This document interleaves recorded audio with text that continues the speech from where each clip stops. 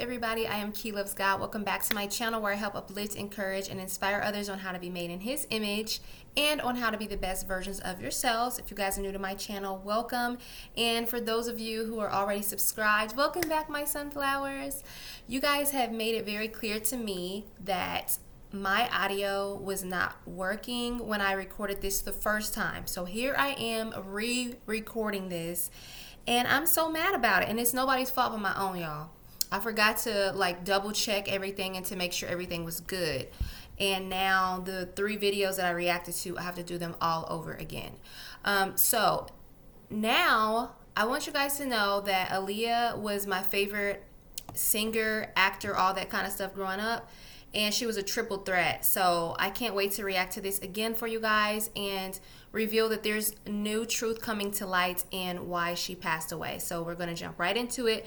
Make sure you guys head over to Culture Covers video, give it a like, and yeah, let's get started. Evidence that Aaliyah's death was planned is starting to stack up, and it looks like Aaliyah could finally get her justice in 2023. When Aaliyah died for a wrongful death, he got paid $90 million for her death. Am I supposed to say that on TV? Dame Dash and other people who were close to Aaliyah are starting to speak out on all the shady things about Aaliyah's death, and fans want to see this case reopened in 2023. But what I was really more tight about was that I had heard that Lenny Kravitz had offered her a jet and that Hype had took the jet. So that's what really pissed me off about the situation when I heard about that. So you could ask Hype about that. That's what I said. Have you ever talked to Hype about it? Yeah. And how did that conversation go? Ask him. But was Aaliyah's death really planned? Is there enough evidence to reopen Aaliyah's case? Let's investigate it. A trail of tears for Aaliyah. A horse-drawn carriage carried the fallen star's casket through the streets of New York, a somber procession reminiscent of the funeral for Princess Diana, who was also killed in a tragic accident exactly 4 years ago today. And just as the British royals mourned the loss of Diana, the royalty of African-American entertainment gathered on this day to remember the R&B princess, Aaliyah.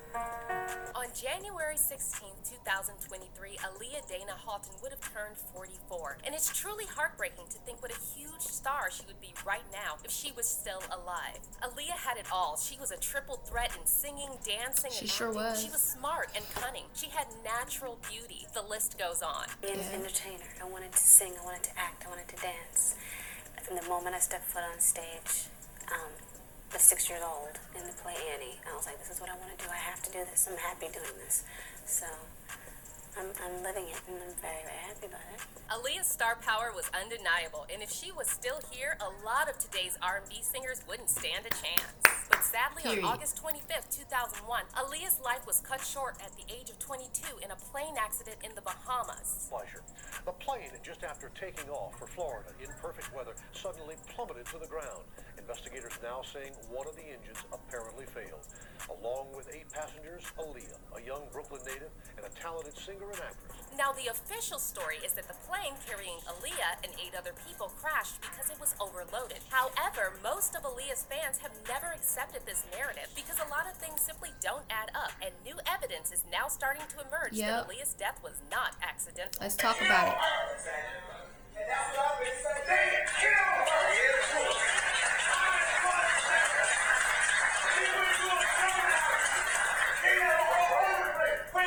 See, Aaliyah was surrounded by a lot of creepy men most of her life, and even her own family. Did y'all hear him say they K-I-L-L-E-D, her? And if you guys hear my son, usually I don't record when he's here because he's very loud, but I really wanted to get this video done, and I just picked him up from school, so you guys bear with me. So I'm kind of rushing through this a little bit because I already recorded it and I already reacted to it, so I can't be fake and react how it's reacting. But I will say that Aaliyah's stage manager, he literally said the truth. And even when I first heard of this news, I felt like I knew her because she was my favorite. And in middle school, everybody would call me Aaliyah because my hair was really long. It came down pretty long, and I would always wear it over my eye like she did, and I was really petite like her. I knew her down to her shoe size, 7, her dress size 4. I knew her zodiac sign, Capricorn. I knew all of that kind of stuff about her. And so I'm very shocked to learn a lot of the stuff that is starting to come out now. I, though, at that age knew that something was very off about it. Like, I was like, who cleared for them to all just get on this plane? You know what I mean? Just weird stuff. But this woman who did this video, she said, if you didn't hear it, she said Aaliyah was surrounded by a bunch of creepy men, and she's going to go into telling you guys why she said that. Very sketchy. So let's take a closer look at the evidence supporting to Aaliyah's death being planned. The first man we need to talk to is Hype Williams, because his name gets brought up over and over again when it comes to Aaliyah's suspicious death. On August 21st, 2001, Aaliyah appeared on BET's 106 in Park and revealed that the shooting of the video for her single Rock the Boat would start the following day, and that Hype Williams would direct it. On August 22nd, Aaliyah flew to Miami to film dance routines on the green screen set, as well as underwater shots for the video. Alright, so I'm gonna check things out sometimes, make sure it's looking good. It's all good. Right now we're getting ready to do the dance. Excited about that. But then, for some reason, Hype Williams decided to move the shoot from Miami to the Bahamas. And on August 23rd, Aaliyah and employees of Virgin Records flew to the Bahamas on 2 flights. But it's still unclear why Hype Williams insisted they shoot the video in the Bahamas when they had already started filming with a green screen in Miami. Right. Because even if he wanted to shoot additional scenes on a real beach, doesn't Miami have enough beaches? It just doesn't make sense. Yes. And this is one of many reasons why fans have wondered if this was a ploy to get Aaliyah to travel alone, because she was terrified of flying and she always traveled with her mom or Me brother. too. What's also suspicious is that Aaliyah's ex-boyfriend Damon Dash said he warned Aaliyah not to go to the Bahamas because it wasn't necessary for the video, and he felt uncomfortable about Hype Williams asking her to go there. Aaliyah was scheduled to leave the Bahamas on August 26th. However, she chose to leave the day before because she had finished shooting the scenes for the video early. But according to Damon Dash, when Aaliyah saw the plane they gave her, she instantly had a bad feeling about it. When she actually saw the plane, she got the Blackberries, and she said, I don't like this plane. And I was like, well, don't get on it. And she was like, well, I got to because I got work to do. She got on the plane, and she always had a very serious fear of planes in general. So she had to overcome a fear to get on that plane. However, that's not all. Damon also revealed that Lenny Kravitz had offered Aaliyah a different private jet, but Hype Williams took it away from her. But what I was really more tight about was that I had heard that Lenny Kravitz had offered her a jet, and that Hype had took the jet. So that's what really... And my thing is, how did Lenny Kravitz... Okay, I'll be in there in like 10 minutes, honey. Hold on, because Okay, hold on. I'm recording in 10 minutes. I promise. How did Lenny Kravitz even hear about this whole situation with the plane in the first place, that she didn't like it? And then why did... She was listening to her gut instinct, which is she didn't like the plane. And so that's why Damon Dash was trying to tell her, listen, don't get on it if that's how you feel. Don't get on that plane. You know what I mean? And we just gonna keep watching. Really pissed me off about the situation when I heard about that. On August 25th, shortly before 7 p.m., Aaliyah and 8 Virgin Records employees boarded a twin-engine Cessna aircraft on the Abaco Islands in the northern Bahamas. Sorry, guys. Hold on. Really quick. JR, just go. Leave it there and go, please. Yes. Thank you. I know, because y'all will be in the comments like, it's too loud. We trying to hear. I know this is about Aaliyah, so we got to get this right. I can't be playing nothing, okay? So now he's in his room. Let's finish. The plane was supposed to arrive and pick them up at 4:30. However, it didn't arrive until 6:15. And the charter pilot Louis Key claimed to have overheard passengers arguing with pilot Luis Morales prior to takeoff. Key said that Morales warned them that there was too much weight for a safe flight. However, some of the passengers insisted they had to be in Miami Saturday night. There have also been reports that pilot Luis Morales had in his system, and he was not authorized to fly. However, some fans have speculated that someone ordered a smear campaign against the pilot to distract everyone from talking about the people responsible for forcing the pilot to fly an overloaded plane. However, it's still unclear who from Aaliyah's entourage argued with Morales and convinced them to let 9 people board the aircraft with all of their equipment. Besides that, according to journalist Kathy Landoli's 2021 biography of Aaliyah, Aaliyah was extremely nervous about flying on a small plane, and she initially refused to board it and went back into a taxi cab claiming she had a headache. Now here's the really disturbing part. Someone from Aaliyah's entourage was sent to check on her in the taxi, and this person slipped Aaliyah a sedative, and once Aaliyah was unconscious, they carried her into the plane. Eyewitness Kingsley Russell, whose family Did you just hear what she said? She said Aaliyah had reservations and was very anxious about the small plane. And then she got off the plane, got into a taxi because she had a headache, probably from all the stress of deciding what's going on and flying back and forth and seeing this small plane and all of that. Somebody from her entourage goes in and slips her a sedative or a sleeping pill, and she's unconscious, and they carry her on the plane. They literally went against her will of not wanting to ride or fly on this plane because she already had a fear. And she usually flies with her mom and her brother. And that's why a lot of us fans are questioning, why did she have to fly from Miami to the Bahamas when there's already beaches in Miami and you're flying to another beach? And then on top of that, why is it that you took her plane away when Lenny Kravitz offered her a better one that she probably felt more comfortable with? And why did someone from her entourage, they don't know who, why did they convince them to ride on the plane? It just doesn't add up. So there's so many different questions that we have, and we just kind of want to know what's going on.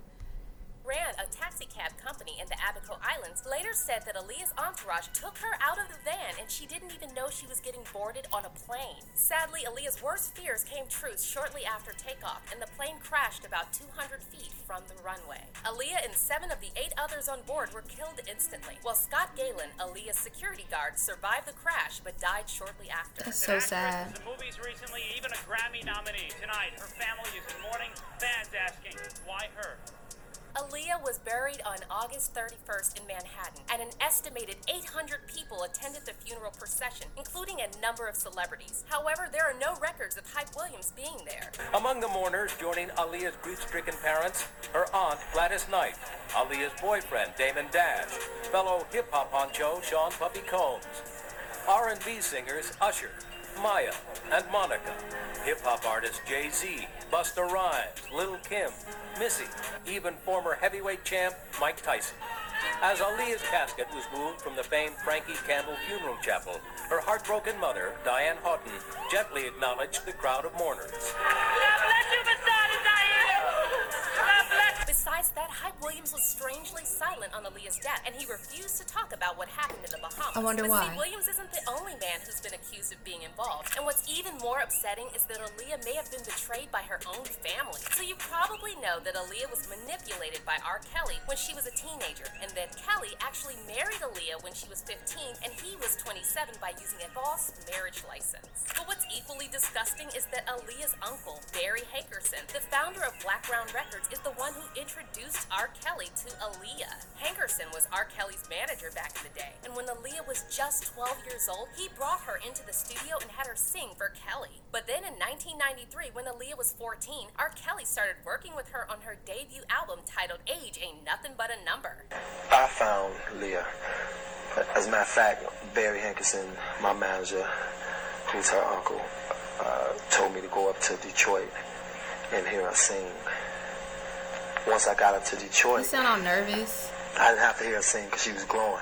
I knew she had it. As soon as she started singing, that verified it. And from there, we became here, and everything is all good. So to think that Aaliyah's own uncle basically gave Aaliyah to R. Kelly at a time when everyone in the industry already knew Kelly was a major creep is beyond disgusting. See, R. Exactly. Kelly was only recently charged and found guilty, but allegations against him go all the way back to the start of his career, and everyone who was someone in the music industry knew about these allegations. And Barry Hankerson must have known as well, because he's been involved in the entertainment industry since the 1970s and was married to legendary singer Gladys Knight. And as if that weren't bad enough, former Black Ground Records associate Ayatollah Marv recently claimed that Barry Hankerson received a $90 million settlement for Aaliyah's passing. When Aaliyah died, I was with Barry. When Aaliyah died for a wrongful death, he got paid $90 million for her death. 90 million, you guys. 90 million.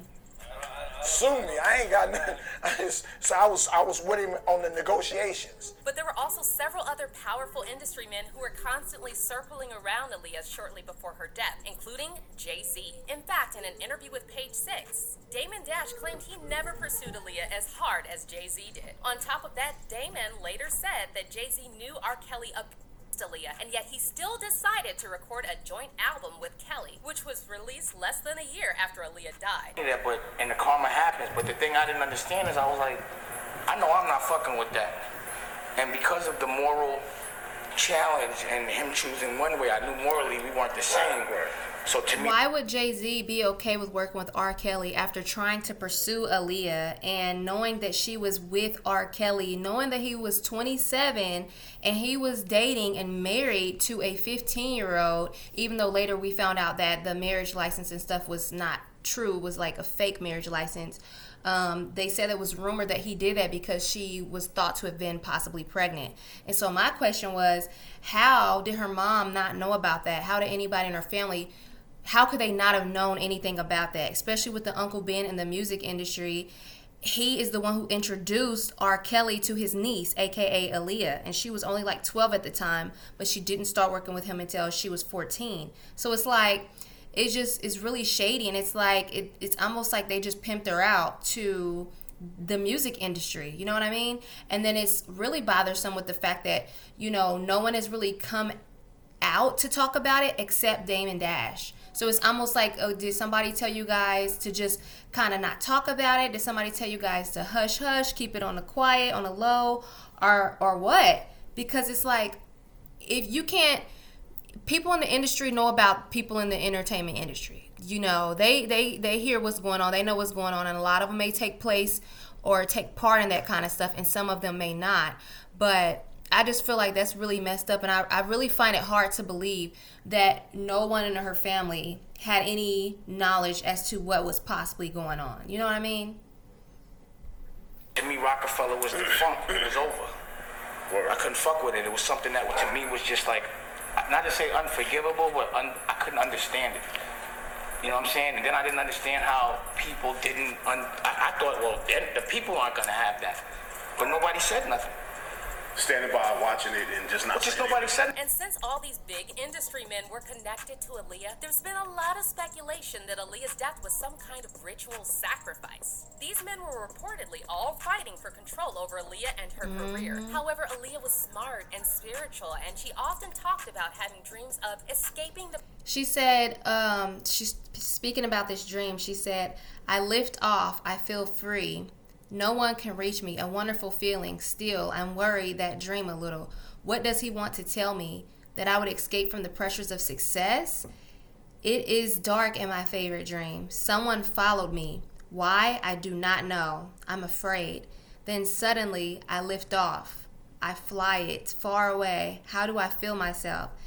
As if I, sponges in the air, free, weightless. No one can reach me. No one can touch me. A wonderful feeling. Still, I'm worried. That dream a little bit. What does he want to tell me? I would also like to fly in real life sometimes." You know, so I don't know if this is transcripted through, you know how sometimes the transcripts will try to write exactly what someone is saying in the interview, because this doesn't make any sense. But we can basically get from it that, you know, Aaliyah had a dream that someone is following her and it's really dark and she's afraid in this dream. And to me, I feel like it's her subconscious mind or her intuition trying to warn her of a particular energy or a particular person trying to end her life. You know what I mean? And eventually the truth will come to light. God exposes all things. So we're starting to see a little bit more of that come out. And I feel like it's just the beginning of something really messy. And I'm really happy about it because she deserved that. Like, she was such a beautiful person inside and out. So this dream, I don't feel like she had time to really interpret what it meant. Because as you can see, she's still like, she was wondering, like, what does he want to tell me? You know, and the fact that she felt fear in her dream, it was almost like an impending doom, you know. It was almost like a premonition of what would happen to her, except she just didn't understand it, if that makes sense. What do you guys think? Comment down below. Being the pressure of success and being free. Also, we can't forget that Mary J. Blige once called Aaliyah's death a spiritual murder. And though she refused to elaborate on what she meant, it's extremely weird that she would use those words to describe a plane accident. I just know that she know that was a murder. You know what I'm saying? That was a spiritual murder, whether people know it or not. Because God don't kill people. You know what I'm saying? Whether people know it or not. And I could go deep, but a lot of people I would have to really bring proof. You know what I'm saying? For what I learned. And she just was cut down in the prime of her life. And it's so unfair. And it wasn't time. You know what I'm saying? It wasn't, I believe it wasn't her time to go because from what I know, it ain't supposed to go down like that. But you're probably wondering, where were Aaliyah's parents the whole time? Why did they let their teenage daughter spend so much time with all these grown men? Well, here's where the story gets even creepier. In an interview with Dr. Oz, Aaliyah's uncle, Barry Hankerson, claimed he had no clue about R. Kelly and Aaliyah's secret relationship. I find that hard to He believe. said his sister, Aleah's mother, Diane, was Is it her definitely dad? aware of it. Were you aware of the issues going on with R. Kelly when they were going on? No. No, didn't have a clue. Completely ignorant to it. Do you think anyone in the family was? Yes. Yes, I think my sister knew a lot more than what we thought she knew. And then there are also rumors that at one point R. Kelly was sleeping with Diane while at the same time seeing Aaliyah, which adds another level of horror to this story. So as you can see, there are so many weird and suspicious things about Aaliyah's death, and to this day, most of Aaliyah's fans are convinced her death was planned. In fact, Aaliyah recently started trending on social media, and fans are now demanding that authorities should reopen the case and get to the bottom of what really happened to the princess of R&B, who had so much to offer the world. Many, Aaliyah was more than an entertainer. She was a role model who lived with grace and goodness. Aaliyah left this world like a princess. People with protest signs urging for Aaliyah to get justice, one fan recently tweeted. It'll be on the same level that the Free Britney movement of 2021. Aaliyah will get justice in 2023. Yeah, and let's now hope we want to so. hear your opinions on Aaliyah's tragic death. Do you think her death was planned? And should this And case you be guys, reopened? I don't know if you know this too, but that part in her video, Rock the Boat, where she is under the water, it's made to look like she's in the ocean, but really they filmed that. Hype Williams made her do that, which she was really scared to do because she had to go hold her breath really for a really long period of time deep in that water because the pool was an Olympic sized pool and he's all about getting the shot, right? We have to get the shot. We have to capture the shot. And you know, she was really hesitant to do that because if you're holding your breath for a long period of time and you're down pretty deep, you got to try to hurry up and get back to the top before you run out of air, because she couldn't use one of those things to help her breathe because it was really uncomfortable for her. So she just decided she was just going to use her natural swimming abilities to be able to go that deep under the water. And it's just so many red flags. It's like, why would you put your client in that type of position all just for a shot? That's very dangerous. And then why did you switch the plane all of a sudden? And so I'm just really happy that all of this stuff is coming to light. I'm so happy that Damon Dash is speaking out for her. He said he would have married this woman. He said that would have been his wife, and that she changed his life for the better. And I'm just happy that someone is speaking highly of her and wanting her to be remembered for her legacy and not for all of the negative things that surround her, the negative people that was around her, or you know, people who was around her with the wrong intentions. So I just want to tell you guys, like, thank you for hanging in there with me. I apologize for the noises. Like I said, I just picked up our son from school. I'm a very busy person, and I have to re-record 3 videos that I reacted to for you guys, and this was one of them. So I do hope you can understand the whole thing with, you know, the sound or me having to have interruptions in here, because I'm a mom first. So I'm a person at the end of the day too, and those of you out there who do have kids, I know that you guys understand as well. So please just be respectful in the comment section, and please go like this video. Please subscribe so you can be notified when I do post another video. Leave your thoughts and opinions down in the comment section below about Aaliyah and her passing. She was definitely someone I had looked up to growing up, and I was just totally devastated when she passed away. And I definitely feel like that a lot of people had a hand in it because, you know, she didn't want to be with Jay-Z. She chose Damon Dash over him. And, you know, Beyonce wouldn't be Queen Bee today if Aaliyah was still around. I really, truly believe that. And I feel like some stuff and some sacrifices had to be made in order for Beyonce to achieve that level of success. And I just don't think it's a coincidence that she was so closely linked to Damon Dash, and Damon Dash was so closely linked to Beyonce, and he also went out and did an album with R. Kelly. And it's like, you know what I mean? It's just a lot of weird things going on there. And Hype Williams, the way he was moving was pretty shady. So we can't really pinpoint one person, but we do know there's definitely foul play involved. And it's just sad the way that, you know, this whole situation had to unfold. So prayers to her and prayers to her family members. We just pray that they bring the truth to the light and that they can truly like set her free and allow her to truly like rest in peace, and for her legacy to just be, you know, remembered for the good things and not all of this stuff that's surrounding it right now. So I love you guys so much. Thank you guys so much for watching with me. I will see you guys in another video, and I will talk to you guys later. Mwah. Have a blessed day, and don't forget to smash the like button.